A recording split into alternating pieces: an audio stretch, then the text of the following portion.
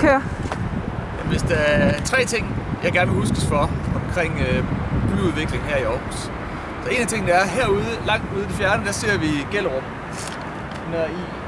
Om 4 år, så er det næsten færdigt med at blive ombygget til at være en ny, fantastisk bydel i Aarhus, hvor der er et mangfoldigt kulturliv og et mangfoldigt forretningsliv, og hvor vi har endelig fået skovlen under de sociale udfordringer, der er derude, og folk er glade, og det er et super dejligt sted.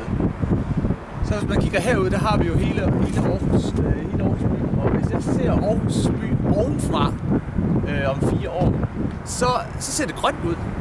Så er der mere forgrønning, der er taghaver, der er vertikal forgrønning, altså hvis de planter på siden af murene, og jeg selv små bistader rundt omkring på tagene, kan man se, fordi der er sket en kæmpe grøn bevægelse, hvor folk også tager ansvar for deres eget klima, kan man sige, for deres eget biodiversitet her i byen.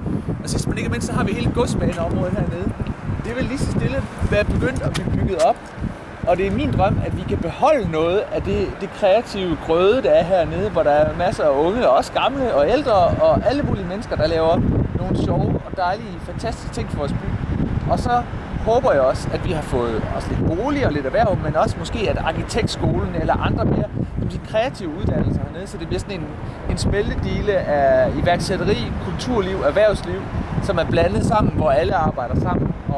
Og det bliver sådan et sted, som folk kommer og valgfarter til fra hele verden for at se, hvor fantastisk vi er til at lave grøn udvikling, iværksætteri og samarbejde her i Aarhus. Det håber jeg sker, og det vil jeg arbejde for i Aarhus Byråd, hvis jeg bliver valgt.